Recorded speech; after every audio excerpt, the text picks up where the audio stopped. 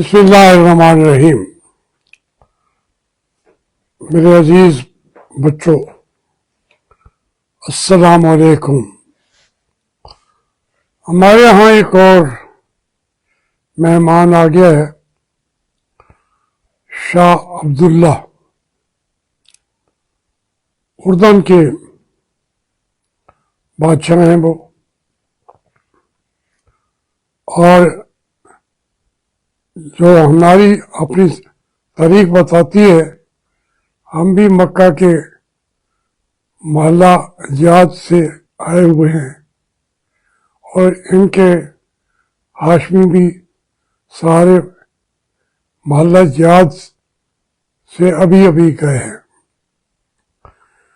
انگریزوں نے ان کے پردادا کو بادشاہ بنا دیا فلسطین کا اور جارڈن کا۔ جو وہاں پہ تھے ہاشمی، ان کے پردادا کے بھی دادا، ان کو مکے کا والی بنا دیا گیا، یعنی حجاز کا۔ پورا عرب کا چوتھا حصہ حجاز ہی تھا۔ ہم دینی ذوق رکھنے والے ہیں، حجاز ہماری یادوں میں بسا ہوا ہے، اگرچہ وہ حجاز کا نام لینے پر بھی وہاں سزائیں ملتی ہیں، کیونکہ وہ سعودیہ عربیہ ہے۔ تو یہ ہم جو اب منظر بن رہا ہے غزہ کے اندر،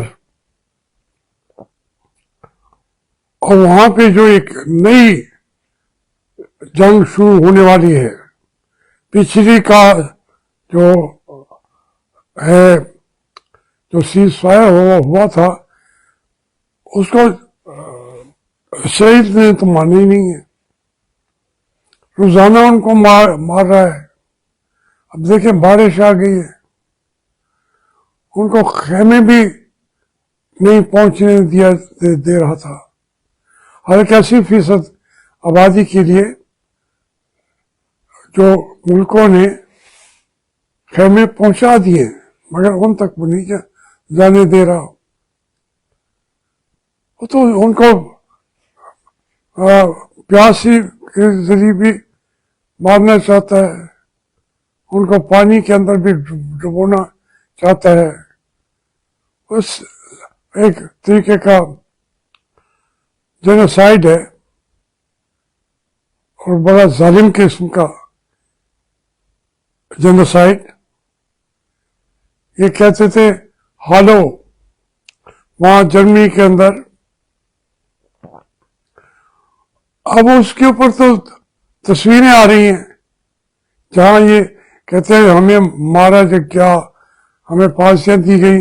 وہاں تو انہوں نے سوئمنگ پول تھے، ان کے کھانے کے لیے باقاعدہ ہوٹل ٹائپ بھی بنائے ہوئے تھے۔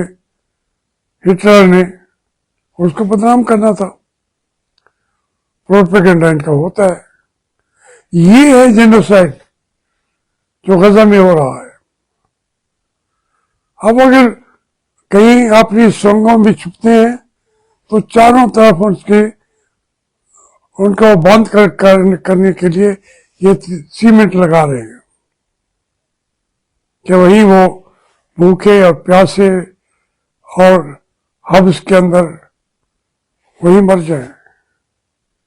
اب یہ جو آئے ہیں ہمارے ٹیلنٹڈ کزن عبداللہ صاحب، ان کے دادا شاہ حسین کے پاس ہم ایسے ہی گئے تھے، ضیاء صاحب بھی ایسے ہی گئے تھے، خاقان عباسی صاحب بھی ایسے ہی گئے تھے، اور وہ جنرل اختر عبدالرحمان،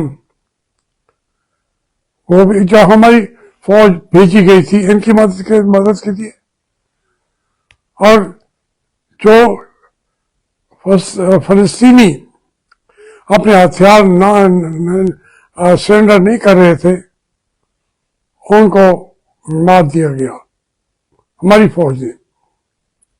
اس طریقے سے یہ جو آئے ہوئے ہیں ان کے والد کو ان کی ریاست کو بچا لیا پاکستان نے, تو ہم تو محسن ہو گئے ان کے والد کے. پھر یہ کبھی نہیں آیا, پہلی مرتبہ اب جب کہ وہاں انہوں نے غزہ بھی 2 بنا لیے ہیں, اس وقت کی تشریف لائے ہوئے ہیں. اور ہماری جو حالت ہے ہماری وہ ہے, ہم اس کے باوجود ابھی فوجیں ان کو دینے کے لیے تیار ہو گئے ہیں. یہ جسام کریں گے جا کے حماس کے جنگجو دہشت گرد تباہ کرنے والے. شرم کرو, مسلمانوں کیا ہو گیا ہے تمہیں؟ وہ تو کہتے انہوں نے پرواہ بھی نہیں کی, حماس والوں نے. انہوں نے کہا ہمیں پتہ نہیں, اب آپ جو کرتے پھریں. جنگ اسرائیل نے بھی بند نہیں کی اور ہم بھی بند نہیں کر رہے. ہم اپنی آزادی کی جنگ ہے, اس کو لڑیں گے. مسلمان اگر ہمیں کھانے کی چیزیں بھی نہیں پہنچا سکتے, نہ پہنچائے, ہم مر جائیں گے. ہمارے بچے, ہمارے بزرگ, ہماری مائیں, ہماری بہنیں, ہم مر جائیں گے. غزہ کو نہیں چھوڑیں گے, بیت المقدس کو نہیں چھوڑیں گے. انہوں نے اسٹینڈ لیا ہوا ہے.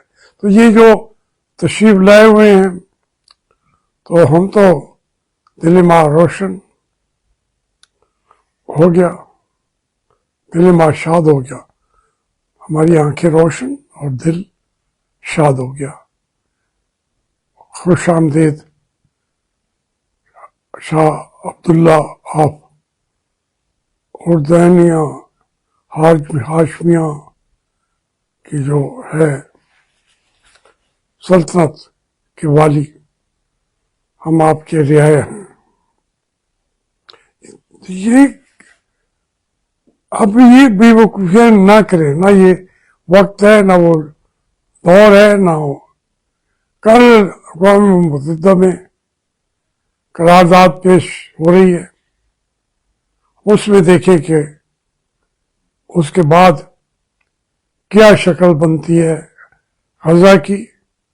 اور یہ ہمارے مسلمان ممالک اور نیتن یاہو اور ڈونلڈ ٹرمپ ہمیں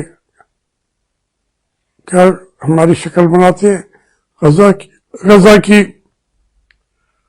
ان کی غلامی کا پٹا ان کے گلے میں ڈالیں گے کل, وہ ڈالنے کے لیے تیار نہیں ہے. تو اس لحاظ سے بڑا ایک افسوس ہوتا ہے کہ مسلمان قوم میں جن کے پاس وسائل ہیں, ایٹم بھی بم بھی ہے, تیل بھی ہے, ان کی پورٹس اہم 3 جگہوں پہ قائم ہیں, وہ جو ان کے ساتھ زیادتی کرنا چاہتے ہیں امریکہ اور اسرائیل, ان کے راستے یہ روک دیں تو وہ تو مر جائیں گے. اسرائیل ایک دن نہیں کھڑا رہ سکتا, امریکہ بھی نہیں رہ سکتا. تو میں سمجھتا ہوں کہ یہ اتنا آسان نہیں ہے غزہ کو مٹانا. 5-6 ہزار سال پرانا شہر ہے, اور وہاں مزاحمت کی جو موومنٹس ہیں ساری ہر سال ہر وقت چلتی رہی ہیں. وہ ہمارے بچے سارے کے سارے ذبح کرا دیں گے لیکن ہتھیار نہیں ڈالیں گے. یہ ایک جو مرثیہ ہے وہ ہمیں پڑھنا پڑتا ہے، افسوسناک بات ہے. اب ہم یہاں اپنے طور پہ کیا کریں؟ افغانستان کی کیفیت بھی وہی ہوتی جا رہی ہے جو غزہ کی ہے. یہاں پہ بھی وہاں بھی قحط ہے، بچوں تک کھانا نہیں پہنچ رہا. اب جو افغانستان کے اس وقت طالبان ہیں ان کو اس کی پرواہ نہیں ہے، اسی طریقے کے ساتھ یہ بہیو کر رہے ہیں، اور ہم بھی ان کے ساتھ ایسے ہی بہیو کر رہے ہیں جو ایک مذہب بن گیا ہے سیاست میں جینوسائیڈ کرنے کا. تو اس طریقے سے افغانستان اور پاکستان بھی دونوں معاشی مشکلات میں ہیں. اس کے باوجود ہم سرنڈر کرنے کو تیار نہیں ہیں. کوئی سیز فائر نہیں ہو سکتا یہاں. روس کہتا ہے میں کرا دیتا ہوں. تو یہ ان مراحل سے ہم سب نے گزرنا ہے. ہماری جو نوجوان نسل ہے ان کو ہم نے کوئی سہانے خواب جو دکھائے تھے قائد اعظم نے، وہ اس کی تعبیر جو ہم نے کرنی تھی دوسری جنریشن میں ہم فیل ہو گئے ہیں. اب تیسری جنریشن چوتھی جنریشن وہ اس حالت میں نوجوان ہو گئی ہے. ان کے سامنے کوئی مستقبل بھی نہیں ہے. ہم کیوں ہیں؟ ہمارا ملک کیوں ہے؟ ہم انسانوں کے اندر رہ کے کوئی انسانی فطرت کی باتیں کر سکتے ہیں؟ نہیں، اس پہ بھی وہ پابندی ہے. ہم بات نہیں کر سکتے. وہ کہتے ہیں کہ ہم اسی لیے پیدا ہوئے تھے. جب زندگی کے اندر کوئی مقصد ہی نہیں رہ گیا تو ہمارا جینا کس کام میں؟ ادھر دیکھتے ہیں تو ہمارے ایک سب سے بڑے لیڈر وہ جنم لے چکے ہیں. وہ ہیں سیدنا حضرت عاصم منیر رحمۃ اللہ علیہ. سیدنا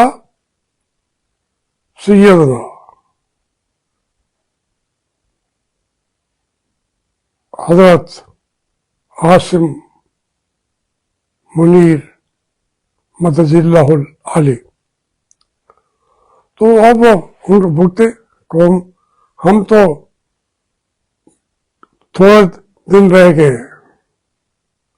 ہم نے تو ہر ایک کو بھگتا، ان کی مارے صحیح، اپنوں کی بھی پرمانوں کی اور بیگانوں کی بھی سمجھاتے رہے.